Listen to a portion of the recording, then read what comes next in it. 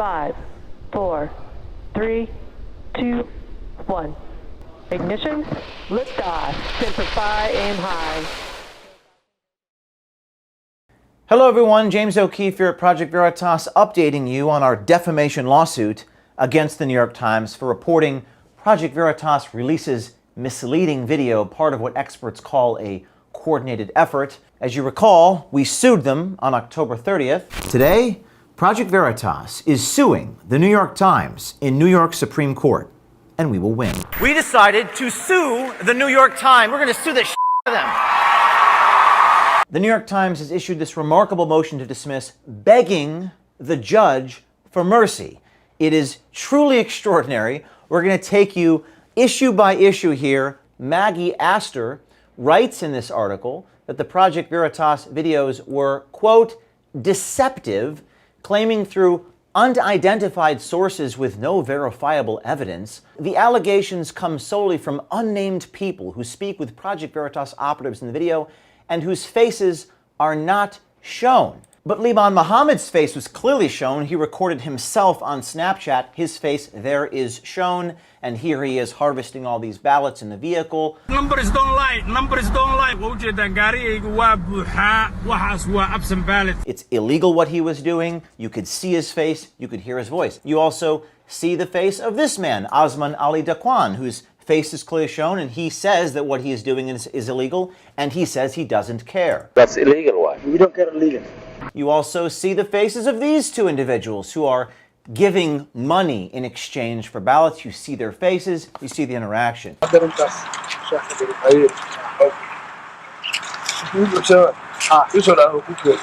So we sued the New York Times for defamation because it's just preposterous that this reporter is saying that we relied solely on unnamed sources when that it's self-evident that we did not. That's what happened. Now let's take you through this ridiculous motion to dismiss.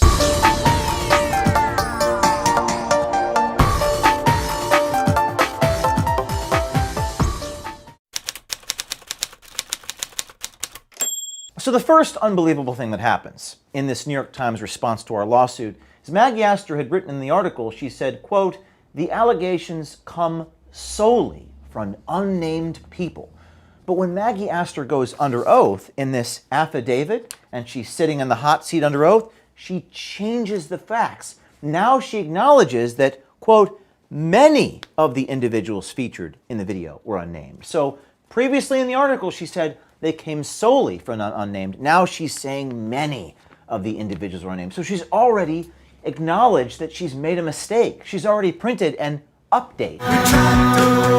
So essentially, Maggie Astor is admitting that we did name some of our sources, making her statement in that New York Times article, quote, comes solely from unnamed sources, patently false. So we're already ahead by one. So Maggie Astor, in the first sentence of her defamatory article, writes, quote, a deceptive video. And we sue her for that. And in defense of that, Maggie Astor says, again, this is under oath, quote, there was no way for me to verify the claims that the unnamed sources purport to make in the video. So let me get this straight. You're trying to make the argument that because you can't corroborate it yourself or verify it yourself because there are sources, it is ergo deceptive. Do you understand how much of a logical fallacy that is? You're a reporter, right? Do you understand how ridiculous that is? Because you can't do the journalism, again, we're doing something that you can't do or didn't do, and we're doing what you can't do, and therefore, it's deceptive. Got it. I don't think that'll work with the judge. And to make this even more ridiculous, the New York Times says in their reply to our lawsuit, quote, even if the statements about unidentified sources were false, they are simply not defamatory. Using unnamed sources is a common journalistic practice and generally accepted. Well, isn't that rich? According to Maggie Astor, it's deceptive when we do it, but it's perfectly okay if you do it. Unnamed sources for me, but not for thee. And I think it's really amazing that you say, even if it's false. So you're admitting there that what you reported is not true, but it doesn't matter because we can do it and you can't. Got it. So then Maggie Astor defends her sloppy journalism by making the argument that she knew, just generally, Project Veritas had a reputation, that we just had a bad reputation, and she was relying upon it. The New York Times lawyers arguing in this motion, quote, Project Veritas bills itself as a prominent independent journalist organization, but it is described on its Wikipedia page. That's right. The New York Times General Counsel is relying on our description on the Wikipedia page. Now, if you actually go to Wikipedia, it actually says the following, quote, Wikipedia is not a reliable source. You can't make this stuff up. The New York Times General Counsel is saying that our reputation is given to us by our Wikipedia page, and Wikipedia is saying they're not a reliable source. Now, what's interesting is that the one place they didn't look, other than Wikipedia, was their own website, because prior to 2017, the New York Times covered us pretty fairly, but something changed in 2017. Oh, that's right. We went undercover into the New York Times, and I confronted the executive editor on the street in New York City. And then the negative coverage at the New York Times began. That seems sort of vengeful, doesn't it? That seems sort of contrary to the whole idea of without fear or favor. That just seems petty and vengeful, but not as petty as quoting Wikipedia, which itself bills itself as, quote, not a reliable source. But it gets so much more ridiculous. These lawyers for the New York Times say the following thing in their statement of the facts in response to our defamation lawsuit. Quote, a simple Google search. The New York Times lawyers are relying upon a simple Google search for Project Veritas and deceptively edited videos yields 166,000 matches. Okay, two can play at that game. A simple Google search for New York Times lies generates 384 million matches. A simple Google search for the New York Times is dishonest generates 13.5 million results. And again, I'm not making this stuff up. The New York Times lawyers actually put this in their lawsuit in response to our defamation lawsuit. They Googled us and just listed the algorithm's responses. So if you want to hold us to that standard, then I guess nothing matters anymore, because you got 13.5 million results when we typed in that you're dishonest. F it. Maybe we can just type in New York Times is and see the result. New York Times is a rag. New York Times is garbage. I mean, do you want to reduce yourself to this general counsel at the New York Times? Do you really want to go down this road? In fact, you know what? Let's do this. Let's go up this slippery slope. When you just Google the New York Times and nothing else, it actually takes you to your correction page. And would you know that on your correction page, you have printed 100+ corrections in just the last 2 weeks? We didn't print 100 corrections in our entire career. We haven't even printed more than a few corrections in the last decade. But here are all your corrections that we get when we Google your name. So in your statement of facts, you actually defend yourselves in New York Supreme Court by arguing about a simple Google search. Well, two can play at that game, New York Times. So then Maggie Astor defends herself in this lawsuit by saying this article, Project Veritas releases misleading, deceptive misinformation video, was just an opinion piece.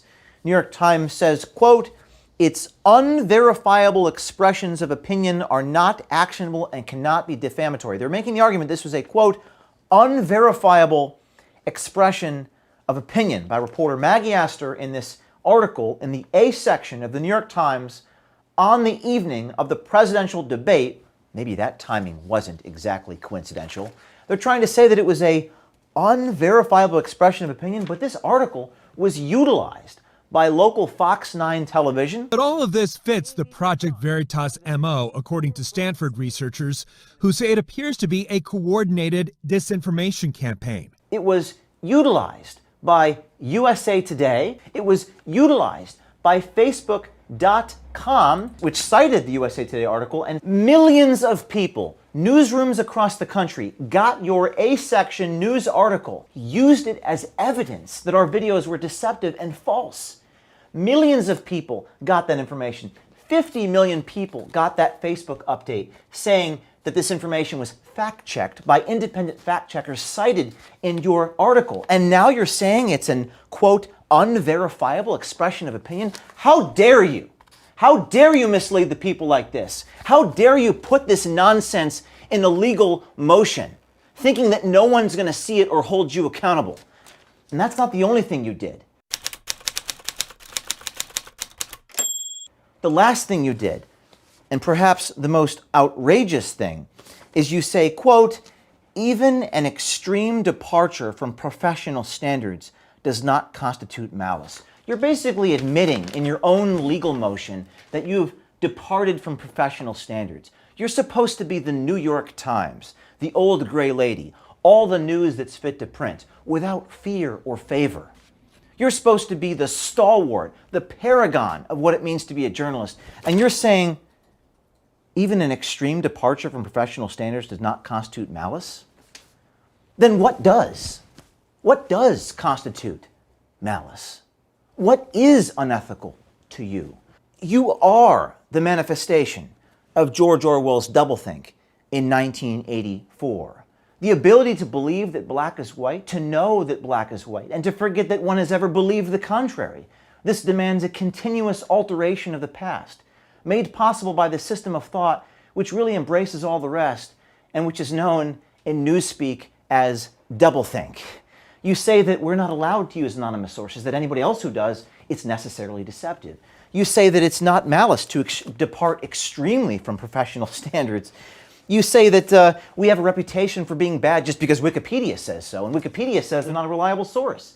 You are quite literally doing what Orwell described, to tell deliberate lies while genuinely believing in them, to forget any fact that has become inconvenient, and then when it becomes necessary again, to draw it black from oblivion for just so long as is needed, to deny the existence of objective reality, and all the while to take account of the reality which one denies, even in using the word doublethink. It is necessary to exercise doublethink, for in using the word, one admits that one is tampering with reality. That's what you're doing, Maggie Astor. And no one ever, ever has had the will or the balls to hold you accountable. But we will. By the way, this lawsuit is going to cost us so much money, probably more than $1 million. But we're going to take you through every single motion. We're going to show you every ludicrous argument, every doublethink statement, every absurdity, every logical fallacy. We're not going to let democracy die in darkness. We're going to show people how scummy you are, how contradictory you are, how your own investigative reporters say one thing and then say the exact opposite thing under oath. And you know what? How many other people get railroaded by you? How many other people don't have the means, the resources, or the will to hold you accountable? But we will. We're going to show you every deposition, every motion, every sentence. We are going to show the American people what it is that you do and how it is that you do it. And mark my words, right now, as we speak, we have insiders coming to us. From your organization, from other media organizations, and from every big tech company. It's going to be like the 4th of July. All throughout 2021, we are going to put you on blast. Even if I have to sell this suit, sell my watch, I'm not going to settle. We're taking you all the way to the very end.